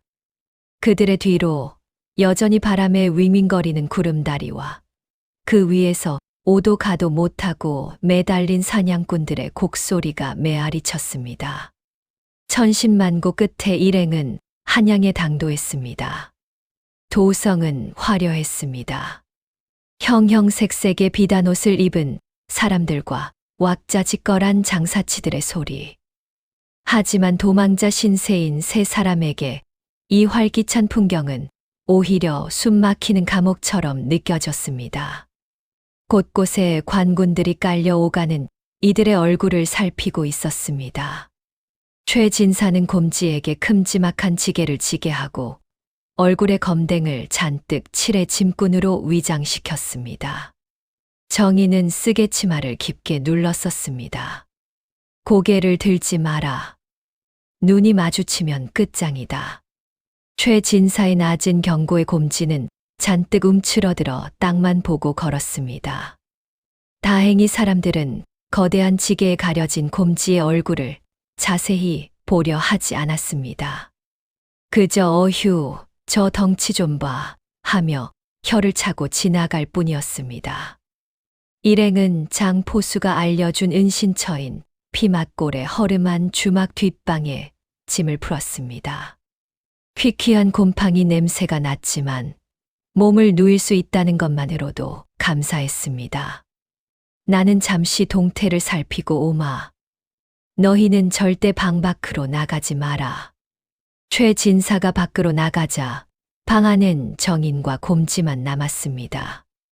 곰지는 좁은 방이 답답한 듯 연신 엉덩이를 들썩였습니다. 마님, 배가 고픕니다요. 저기 밖에서 고기 굽는 냄새가 나는데. 참아야 해, 곰지야. 지금 나가면 잡혀. 정인이 곰지를 달랬지만 곰지의 코는 이미 주막 마당에서 풍겨오는 국밥 냄새에 홀려 있었습니다. 결국 곰지는 정인이 잠시 쪽잠이 든 사이 딱 한 입만 하고 중얼거리며 방문을 살짝 열고 나갔습니다. 주막 뒷마당은 설거지감이 산더미처럼 쌓여 있었습니다. 곰지는 남들이 남긴 음식 찌꺼기라도 있을까 하여 기웃거리다 열린 쪽문 너머로 보이는 거대한 기와지붕을 보았습니다. 경복궁. 조선의 심장인 왕궁이 저 멀리 위엄 있게 솟아 있었습니다. 그 순간이었습니다. 댕댕. 왕궁에서 시각을 알리는 종소리가 은은하게 울려 퍼졌습니다. 그 소리를 듣는 순간 곰지의 머릿속에서 날카로운 이명이 삐하고 울렸습니다. 으윽. 곰지는 머리를 감싸 쥐고 주저앉았습니다. 눈앞이 하얗게 번지며 잊고 있었던 기억의 파편들이 폭포수처럼 쏟아져 들어왔습니다. 불타고 있는 궁궐. 비명소리. 어린 곰지 무수리가 누군가를 업고 뛰고 있습니다. 등 뒤에 엎인 사람은 골룡포를 입은 어린아이, 바로 세자였습니다. 뛰어라. 절대 뒤돌아보지 마라. 피투성이가 된 호위무관이 곰지의 등을 떠밀며 소리칩니다. 곰지는 울면서 잿더미가 된 전각을 빠져나옵니다. 등에는 세자가, 그리고 그녀의 품속에는 왕이 맡긴 붉은색 통 하나가 들려 있습니다. 헉, 헉. 곰지는 식은땀을 비 오듯 흘리며 현실로 돌아왔습니다. 심장이 터질 듯 뛰었습니다. 내가 궁궐에 있었어. 그리고 내가 업고 뛰던 그 아이는 그때였습니다. 쪽문 밖 골목에서 웬 여인들의 목소리가 들렸습니다. 궁녀 복장을 한 나인들이 장을 보러 나온 모양이었습니다. 그거 들었어. 박 대감 댁에서 10년 전 사라진 그 아이를 찾았다는 소문 말이야. 그 덩치 큰 무술이 설마 살아있겠어. 그 난리통에 다 죽었겠지. 덩치 큰 무술이. 그 단어가 곰지의 심장에 비수처럼 꽂혔습니다. 곰지는 떨리는 손으로 자신의 등을 더듬었습니다. 등판 가득 새겨져 있다는 흉측한 흉터. 그것은 화상 자국이 아니었습니다. 어린 시절 누군가가 억지로 새겨 넣은 글자들의 흔적이었습니다. 밀치. 내 등에 밀치가 있어. 곰지는 모든 것을 깨달았습니다. 자신이 왜 남들보다 힘이 셌는지, 왜 부모도 없이 떠돌았는지. 그녀는 왕실의 마지막 비밀을 지키기 위해 만들어진 살아있는 금고였던 것입니다. 거기 누구냐? 인기척을 느낀 궁녀 하나가 쪽문을 벌컥 열었습니다. 곰지와 눈이 딱 마주쳤습니다. 궁녀의 눈이 찢어질 듯 커졌습니다. 너는? 궁녀는 곰지를 알아보는 듯 했습니다. 10년이라는 세월이 흘렀지만 곰지의 압도적인 덩치는 잊을 수 없는 특징이었으니까요. 살아있었어. 여봐라. 여기 그년이 있다. 궁녀의 비명소리가 골목을 울렸습니다. 순식간에 주변의 공기가 얼어붙었습니다. 곰지는 공포에 질려 뒷걸음질 쳤습니다. 도망쳐야 합니다. 하지만 다리가 말을 듣지 않았습니다. 방 안에서 자고 있던 정인이 소란에 놀라 뛰쳐나왔습니다. 곰지야. 상황을 파악하기도 전에 골목 어귀에서 순찰을 돌던 관군들이 호각을 불며 달려오기 시작했습니다. 잡아라. 현상 수배범이다. 겨우 숨을 돌리나 싶었던 찰나 가장 최악의 형태로 정체가 탄로 나고 말았습니다. 곰지는 멍하니 자신의 손을 내려다보았습니다. 이 손은 밥을 먹기 위한 손이 아니었습니다. 나라를 뒤흔들 비밀을 쥐고 있는 저주받은 손이었습니다. 저기다. 저 덩치를 잡아라. 관군들의 호각 소리가 사방에서 빗발쳤습니다. 좁은 골목은 이미 추격자들로 가득 찼습니다. 곰지의 거대한 덩치는 숨으려야 숨을 수 없는 표적이었습니다. 헉. 헉. 곰지는 숨이 턱 끝까지 차올랐습니다. 기억을 되찾은 충격이 채 가시기도 전에 시작된 질주였습니다. 다리의 부상은 다시 터져 피가 흘러내렸고 공포에 질린 곰지의 다리는 쇳덩이를 매단 듯 무거웠습니다. 이쪽이다. 최진사가 앞장서며 좁은 샛길로 방향을 틀었습니다. 하지만 그곳은 막다른 길이었습니다. 높은 담벼락이 그들의 앞을 가로막고 있었습니다. 제 길. 최진사가 이를 갈며 뒤를 돌아보았습니다.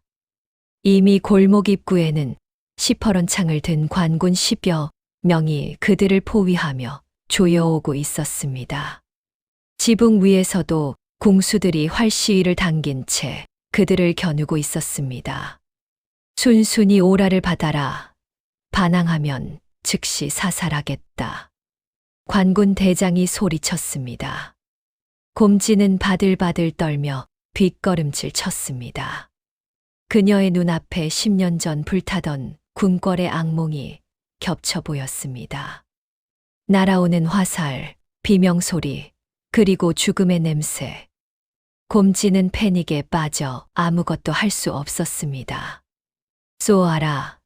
다리는 필요 없다. 숨통만 붙여서 끌고 가. 대장의 명령이 떨어지자 궁수들의 화살촉이 일제히 곰지를 향했습니다.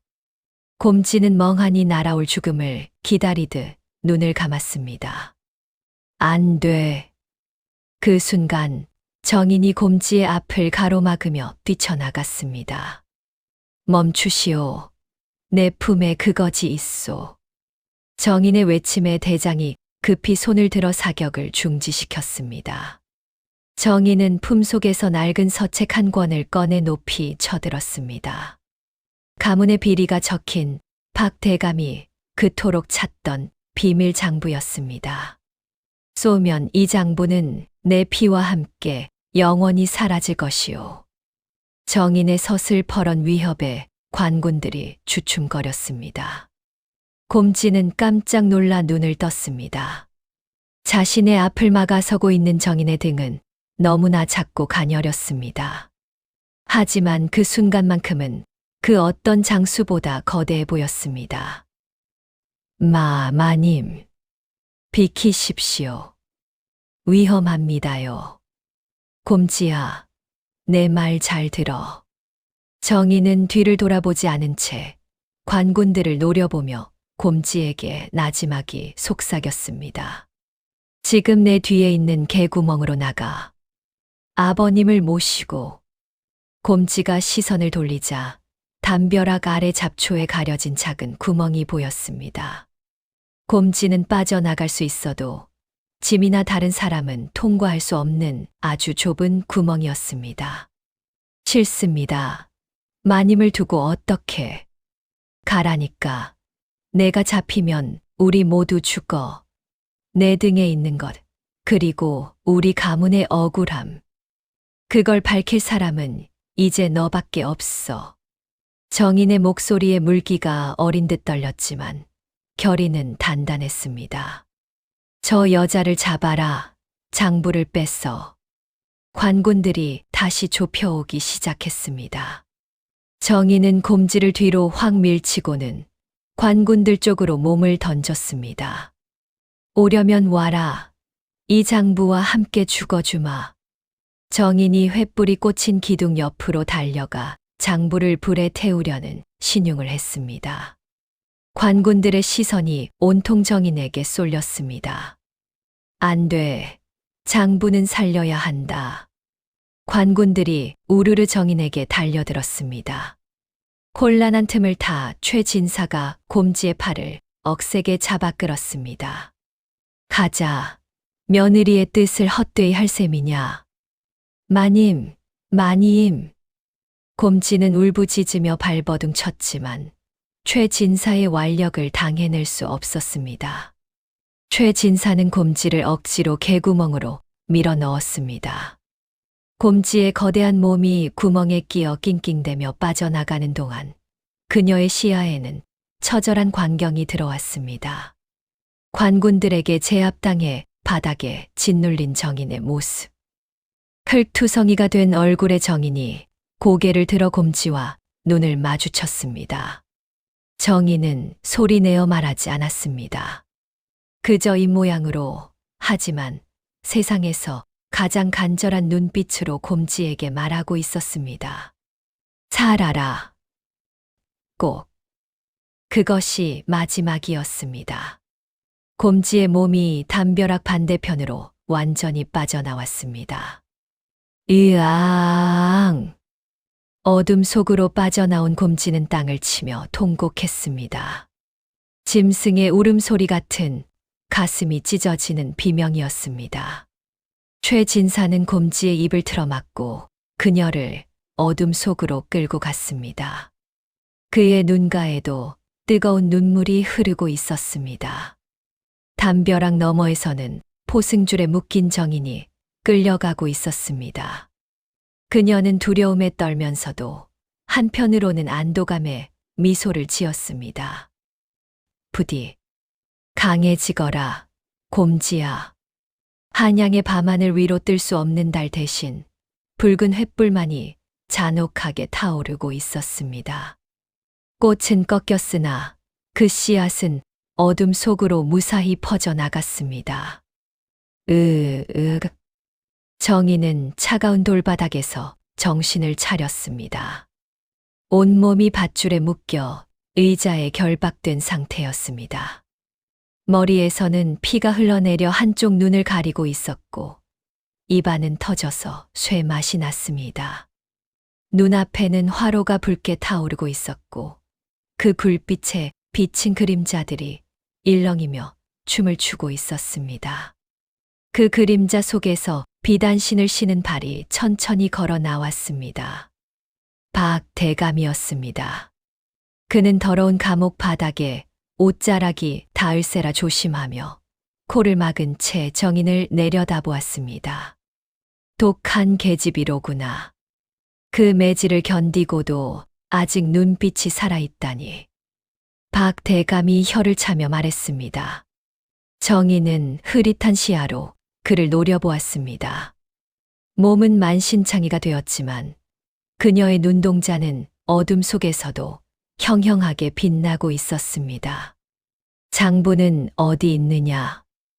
박대감의 목소리는 낮고 건조했습니다. 정희는 피 섞인 침을 바닥에 뱉으며 비웃듯 대답했습니다. 이미 잿더미가 되었습니다. 당신들이 나를 잡으려던 그 순간 내 손으로 태워버렸습니다. 거짓말 마라. 불이 붙기 전에 내 놈을 덮쳤다는 보고를 받았다. 박대감이 눈짓하자 곁에 서 있던 고문 기술자가 달궈진 인두를 화로에서 꺼냈습니다. 치익 하는 소리와 함께 공포스러운 열기가 정인의 얼굴 가까이 다가왔습니다. 다시 묻겠다. 장부는 어디 숨겼지? 그리고 그 덩치 큰 계집은 어디로 빼돌렸느냐? 정인의 눈썹이 꿈틀거렸습니다. 장부보다 곰지의 행방을 묻는 그의 눈빛에서 탐욕을 읽었기 때문입니다. 그 아이는 그저 힘센 하녀일 뿐입니다. 장부와는 상관없습니다. 하녀라.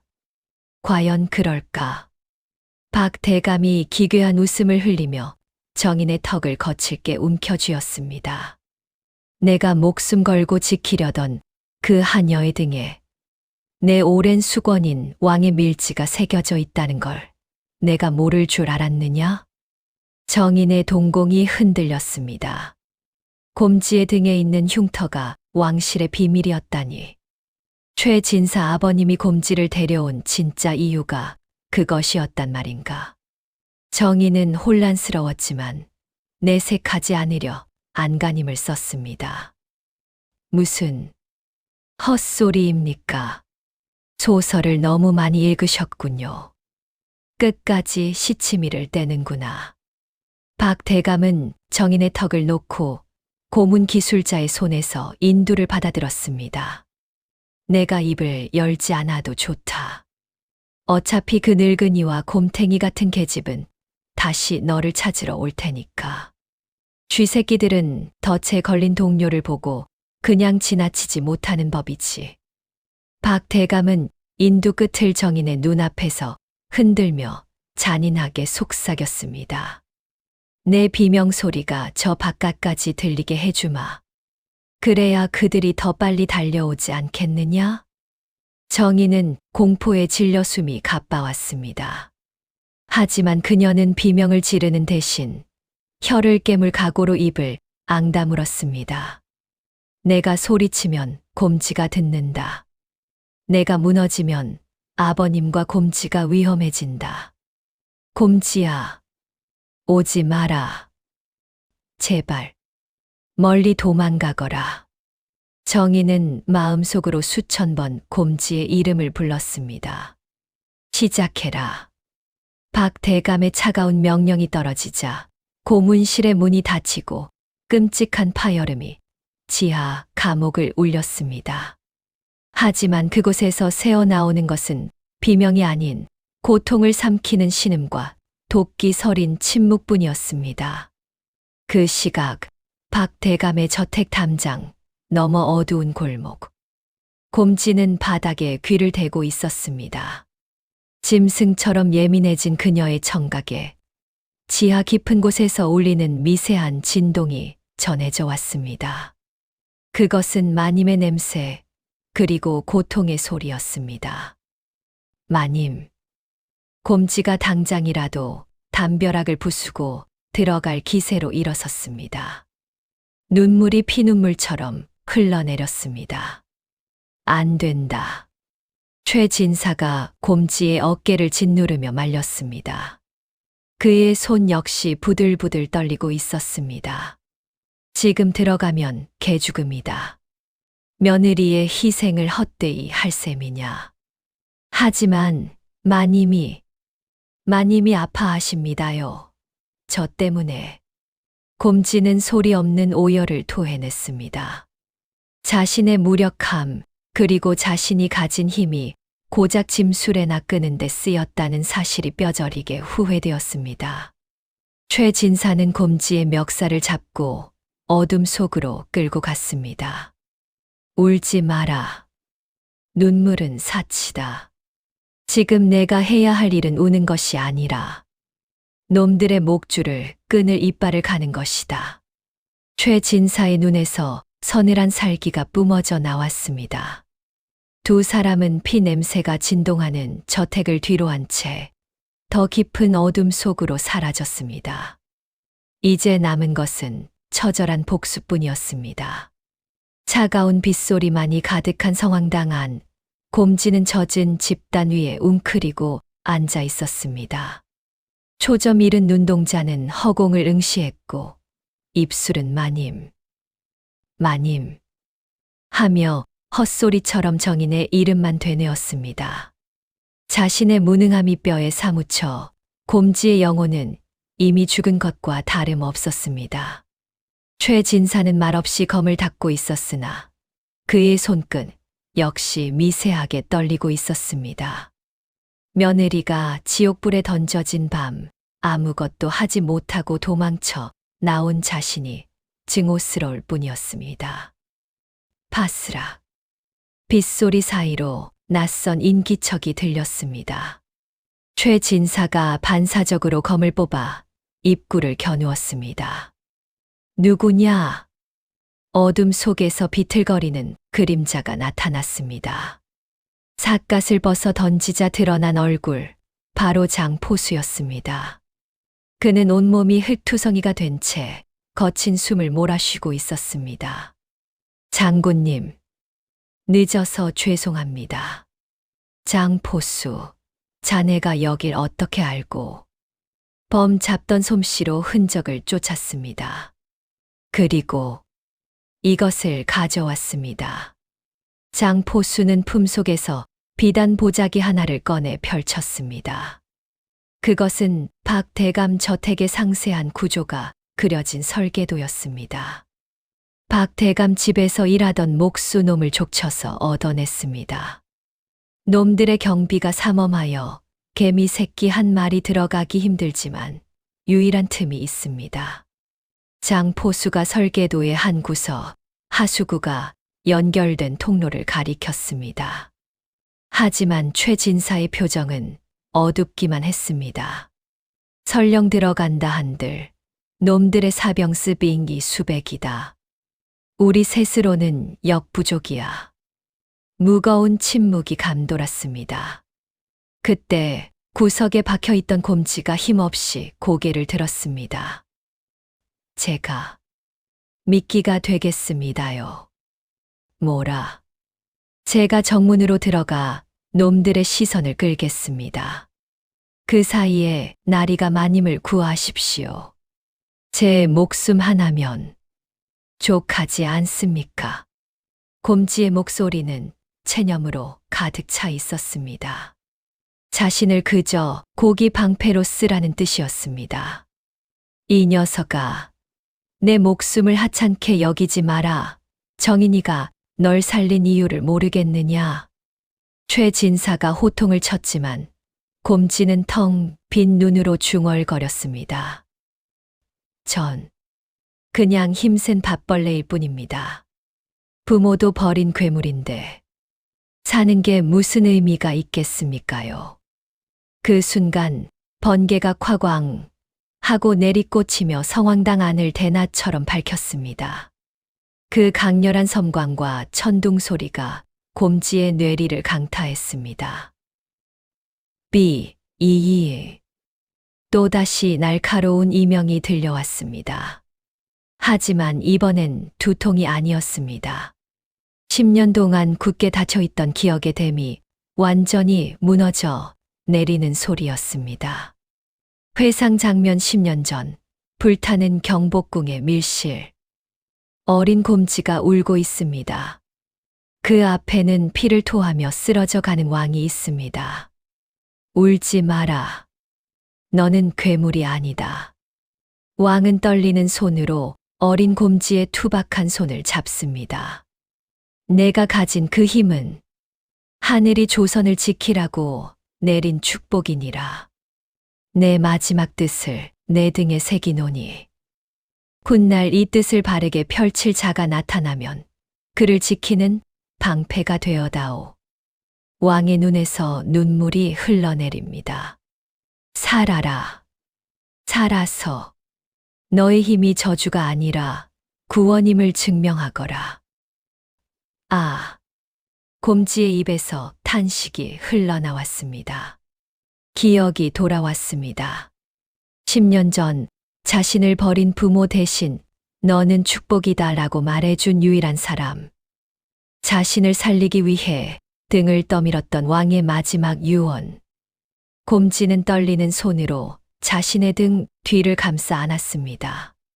흉측한 흉터라고만 생각했던 그것은 왕이 남긴 사랑이자 사명이었습니다. 나리. 곰지가 천천히 몸을 일으켰습니다. 그녀의 눈빛이 달라져 있었습니다. 절망의 탁한 빛은 사라지고 폭풍우도 뚫을 듯한 고요하고 단단한 빛이 서려 있었습니다. 저는 괴물이 아닙니다. 곰지는 장포수가 가져온 설계도를 내려다보았습니다. 그리고 굵은 손가락으로 하수구가 아닌 저택의 담벼락 한가운데를 짚었습니다. 하수구로 갈 필요 없습니다. 제가 길을 열겠습니다. 길을 열다니 거긴 놈들의 주력이 지키는 곳이다. 그러니 그쪽으로 가야 합니다. 놈들이 가장 자신만만해하는 곳을 정면으로 부수고 들어가겠습니다. 곰지는 성황당 구석에 놓여있던 썩은 대들보 하나를 한 손으로 번쩍 들어 올렸습니다. 그리고 그것을 으스러질 듯 꽉 쥐며 말했습니다. 왕께서 말씀하셨습니다. 제 힘은 저주가 아니라 방패라고요. 이제 그 방패로 마님을 가로막는 모든 것을 부숴버리겠습니다. 곰지의 등 뒤로 번개가 다시 한 번 내리꽂혔습니다. 거대한 그림자가 벽면을 가득 채웠습니다. 그것은 더 이상 주눅든 하녀의 모습이 아니었습니다. 포효할 준비를 마친 조선 제1의 호위무사였습니다. 최진사와 장포수는 서로를 마주 보았습니다. 그리고 말없이 고개를 끄덕였습니다. 늙은 호랑이와 외파리 사냥꾼, 그리고 각성한 천하장사. 가자. 비가 그치기 전에 놈들의 세상을 뒤집어 엎으러. 세 사람은 빗속으로 걸어 나갔습니다. 칠흑 같은 어둠이었지만 그들의 발걸음에는 망설임이 없었습니다. 영혼의 밤이 끝나고 복수의 여명이 밝아오고 있었습니다. 박 대감의 저택은 하나의 거대한 요새였습니다. 높은 담벼락 위에는 횃불을 든 사병들이 촘촘히 서서 감시의 눈을 번뜩이고 있었습니다. 개미 새끼 한 마리 얼씬할 수 없는 삼엄한 경계였습니다. 피잉2. 어디선가 날아온 불화살 하나가 저택의 서쪽 건초 더미가 쌓인 마구간 지붕에 꽂혔습니다. 뭐야? 어디서 날아온 거야? 경비병들이 우왕좌왕하는 사이 연이어 수십 발의 불화살이 비 오듯 쏟아졌습니다. 장 포수의 솜씨였습니다. 그는 어둠 속에 몸을 숨긴 채 신기에 가까운 속도로 활시위를 당기고 있었습니다. 습기를 머금은 지붕이었지만 기름을 먹인 화살촉은 기어이 붉은 화마를 불러일으켰습니다. 불이다. 서쪽에 불이 났다. 침입자다. 서쪽 담장으로 병력을 집중해. 저택 안은 순식간에 아수라장이 되었습니다. 정문을 지키던 병력의 절반이 불을 끄고 침입자를 잡기 위해 서쪽으로 우르르 몰려갔습니다. 장포수의 양동 작전이 적중한 것입니다. 쿵, 쿵, 쿵. 그 혼란스러운 틈을 타 정문 앞의 땅이 미세하게 울리기 시작했습니다. 서쪽으로 달려가려던 경비병 하나가 멈칫하며 귀를 기울였습니다. 이게 무슨 소리지? 지진인가? 안개 속에서 거대한 그림자가 나타났습니다. 곰지였습니다. 그녀는 성황당에서 뽑아온 거대한 대들보를 어깨에 메고 마치 성난 황소처럼 정문을 향해 돌진하고 있었습니다. 저 미친 덩치는 뭐야? 멈춰, 쏘아라. 남아있던 경비병들이 다급히 활을 쏘았지만 곰지는 피하지 않았습니다. 그녀는 대들보를 풍차처럼 휘둘러 날아오는 화살들을 쳐냈습니다. 비켜라. 곰지의 포효와 함께 그녀가 안고 있던 대들보가 박 대감 저택에 굳게 닫힌 정문을 강타했습니다. 쾅! 천둥 소리보다 더 큰 굉음이 새벽 공기를 찢었습니다. 두께가 한 뼘이 넘는 참나무 대문이 비명을 지르며 안쪽으로 휘어졌습니다. 빗장과 경첩이 튀어나가고 대문의 파편이 사방으로 흩어졌습니다. 으악! 문 뒤에 버티고 있던 병사들이 그 충격에 의해 종이 인형처럼 나가떨어졌습니다. 자욱한 먼지 구름을 뚫고 곰지가 저택 안으로 발을 내디뎠습니다. 그녀의 양옆으로 최진사와 장포수 어느새 합류한가 그림자처럼 따라붙었습니다. 내 놈들은 마당에 모여있던 사병들이 창을 겨누며 달려들었습니다. 수적으로는 여전히 곰지 일행이 열세였습니다. 하지만 각성한 곰지에게 그들은 더 이상 두려운 존재가 아니었습니다. 왕의 방패가 여기 있다. 뚫을 테면 뚫어봐라. 곰지는 대들보를 땅에 쾅 박아 방패막을 세우고 달려드는 병사들을 몸통 박치기로 날려버렸습니다. 곰지가 길을 열면 그 뒤에서 최진사가 튀어나와 춤추듯 검을 휘둘렀습니다. 채eng, 채eng. 최진사의 검은 자비가 없었습니다. 10년 동안 칼집에 갇혀있던 북방의 호랑이가 깨어난 듯 했습니다. 그의 검광이 번쩍일 때마다 병사들의 무기가 잘려나가고 진영이 무너졌습니다. 한편 지붕 위로 올라간 장포수는 높은 곳에 자리 잡은 궁수들을 하나씩 저격하며 아군을 엄호했습니다. 머리 조심해라, 곰지야. 장포수의 외침과 함께 곰지의 머리 위로 날아들던 창이 화살에 맞아 튕겨 나갔습니다. 곰지 최진사. 장포수 원거리 지원의 완벽한 삼위일체였습니다. 소란을 듣고 안채에서 뛰쳐나온 적귀대장. 이 믿을 수 없다는 듯 이 광경을 지켜보았습니다. 저 오합지졸들이 감히 적귀대장은 이를 갈며 자신의 정예 부대인 적귀대를 호출했습니다. 붉은 복면을 쓴 살수들이 지붕과 담벼락을 타고 곰지 일행을 포위했습니다. 늙은이는 내가 맞는다. 너희는 저 덩치의 발목을 끊어라. 적귀대장이 살기등등하게 최진사에게 덤벼들었습니다. 동시에 적귀대원들이 곰지의 사각지대를 노리고 쇄도했습니다.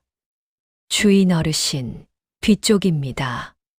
곰지는 본능적으로 최진사의 뒤를 노리는 칼날을 자신의 등, 아니 정확히는 등에 맨 무쇠 솥뚜껑, 몰래 챙겨왔던 것으로 막아냈습니다. 캉. 등이 가렵구나. 곰지는 씩 웃으며 솥뚜껑을 쥐고 날렸습니다. 솥뚜껑에 맞은 자객이 비명도 못 지르고 담벼락에 처박혔습니다. 최진사 역시 적귀대장의 검을 여유롭게 받아내고 있었습니다. 실력이 제법 늘었구나. 허나 분노의 눈이 멀어 검이 무거워졌다. 닥쳐라. 마당은 피와 빗물 그리고 불길로 뒤덮였습니다. 하지만 곰지 일행은 멈추지 않고 안채를 향해 정인이 갇혀 있는 지하 감옥 입구를 향해 한 걸음씩 전진했습니다. 그것은 막을 수 없는 해일과도 같았습니다. 그때 안채의 방문이 열리며 박대감이 모습을 드러냈습니다. 그는 공포와 분노가 뒤섞인 얼굴로 소리쳤습니다. 뭐 하고 있느냐? 당장 저 놈들을 죽여 인지를 끌고 와라. 내 저 놈들 앞에서 며느리의 목을 칠 것이다. 박대감의 비열한 명령에 최진사의 눈빛이 차갑게 식었습니다. 내 놈이 기어이 명을 재촉하는구나. 최진사가 적귀대장을 단숨에 발로 차 밀어내고 박대감을 향해 비수 하나를 던졌습니다. 비수는 박대감의 상투를 스치고 기둥에 박혔습니다. 박대감은 기겁하며 주저앉았습니다. 길을 뚫어라. 정인이가 위험하다. 최진사의 외침의 곰지가 다시 한번 대들보를 고쳐 쥐었습니다. 그녀의 시선 끝에는 지하 감옥으로 통하는 육중한 철문이 버티고 있었습니다. 비키십시오. 다 부숴버릴 테니. 곰지가 마지막 힘을 짜내어 철문을 향해 돌진했습니다. 이것이 마지막 관문이었습니다. 왕의 등. 멈춰라. 한 발자국만 더 오면 이 계집의 목을 베겠다. 박대감의 비명이 마당을 울렸습니다. 곰지가 부순 철문 너머 박대감은 정인의 목에 시퍼런 단검을 들이대고 있었습니다. 곰지 최진사, 장포수는 동시에 걸음을 멈췄습니다. 비열한 놈. 최진사가 이를 갈았습니다. 하지만 섣불리 움직일 수 없었습니다. 박대감의 눈은 공포와 광기로 뒤집혀 있어 언제 정인을 찌를지 알 수 없었기 때문입니다. 주변에는 적귀대장과 살아남은 수십 명의 사병들이 곰지 일행을 겹겹이 포위하고 있었습니다. 팽팽한 긴장감이 감돌았습니다. 흐흐흐. 천하장사라더니 며느리 목숨 앞에선 꼼짝 못하는구나. 박대감이 비릿하게 웃으며 뒷걸음질 쳤습니다. 여봐라. 저 놈들을 당장 쳐라. 사지를 찢어 죽여. 박대감의 명령이 떨어지자 적귀대장이 곰지의 빈틈을 노리고 쇄도했습니다. 죽어라. 적귀대장의 검이 춤을 추듯 날아들었습니다. 곰지는 정인을 쳐다보느라 반응이 한 박자 늦었습니다. 그녀는 급히 몸을 비틀었지만 예리한 검날이 곰지의 등 뒤를 길게 베고 지나갔습니다. 촤악. 곰지가 입고 있던 낡은 저고리와 속적삼이 등판 전체를 가로지르며 찢겨나갔습니다. 붉은 선혈이 튀어 올랐습니다. 곰지야. 정인이 비명을 질렀습니다. 곰지는 고통에 신음하며 한쪽 무릎을 꿇었습니다. 적귀대장은 회심의 미소를 지으며 마무리를 짓기 위해 검을 높이 쳐들었습니다. 그때였습니다. 구름 사이로 잠시 얼굴을 내민 달빛이 찢어진 옷 사이로 드러난 곰지의 등판을 비추었습니다. 빗물과 곰지의 피가 씻겨 내려간 그 자리에 살아 움직이는 듯한 붉은 글자들이 선명하게 드러났습니다. 적귀대장의 검이 허공에서 딱 멈추었습니다. 그의 동공이 지진이 난 듯 흔들렸습니다. 이것은 적귀대장뿐만이 아니었습니다. 횃불을 들고 포위망을 좁혀오던 사병들도, 심지어 멀리서 이를 지켜보던 최진사마저 숨을 멈추었습니다. 곰지의 등 전체를 뒤덮은 문신. 그것은 단순한 글자가 아니었습니다. 왕만이 사용할 수 있는 붉은 글자로 새겨진 옥새가 찍힌 어명이었습니다. 견차문자여 견과인. 이 글을 보는 것은 곧 과인왕을 보는 것과 같다. 수호조선 혈맥 보조. 조선을 수호하고 그 혈맥을 보존하라. 그 압도적인 문구 아래에는 선왕의 옥새가 붉게 찍혀 있었습니다. 그것은 곰지가 10년 동안 짐승 취급을 받으면서도 목숨 걸고 지켜온 조선 왕실 최후의 존엄이었습니다. 어명이다. 사병 중 하나가 홀린 듯 중얼거리며 창을 떨어뜨렸습니다. 왕의 밀지를 눈앞에서 본 충격은 그 무엇보다 강렬했습니다. 왕조 시대의 백성들에게 왕의 명령은 곧 하늘의 뜻이었습니다.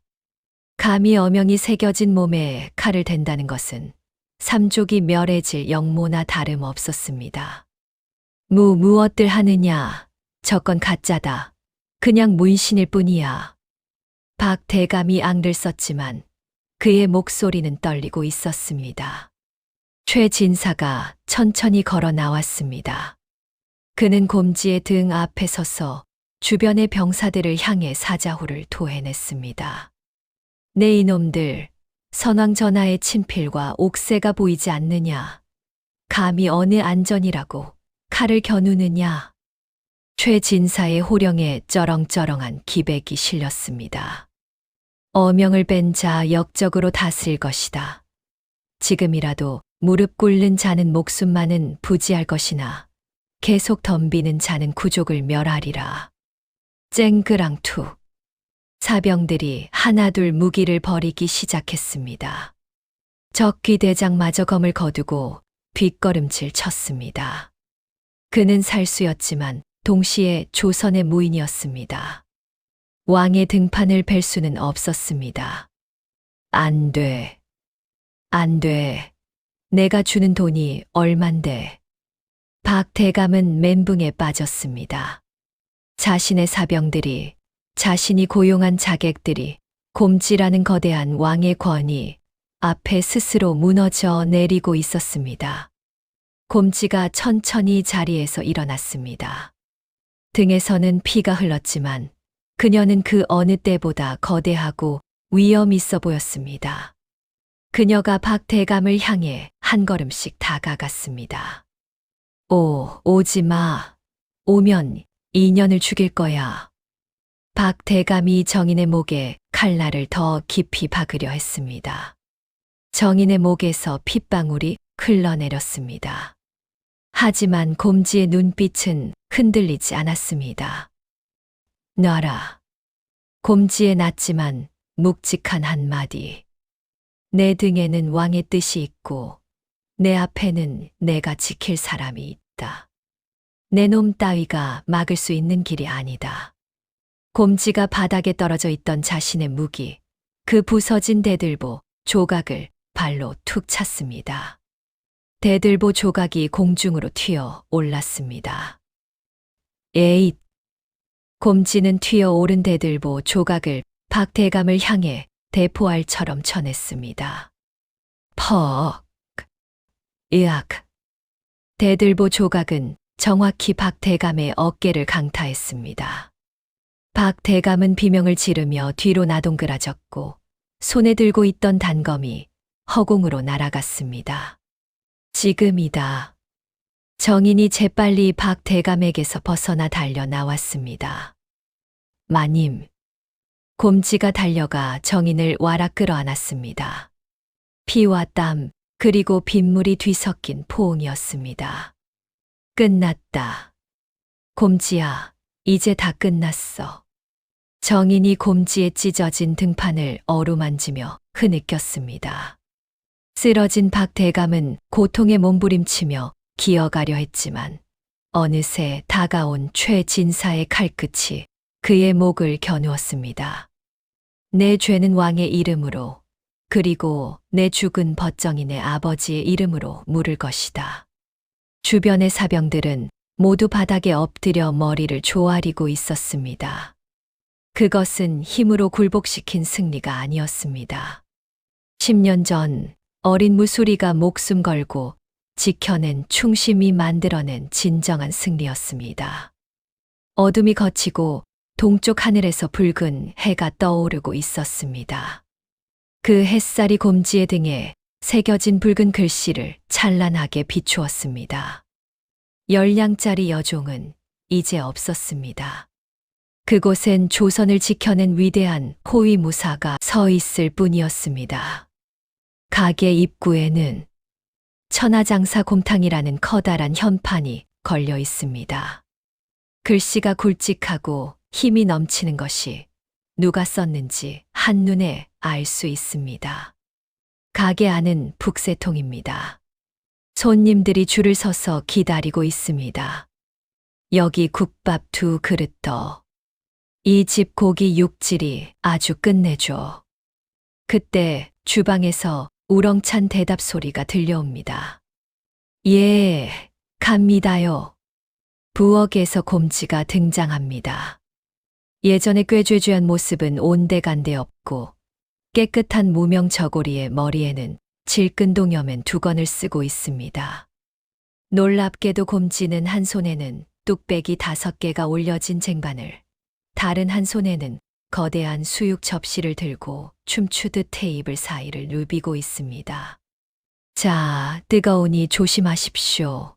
수육은 덤입니다요. 곰지가 쟁반을 내려놓자 테이블이 쿵 하고 울립니다.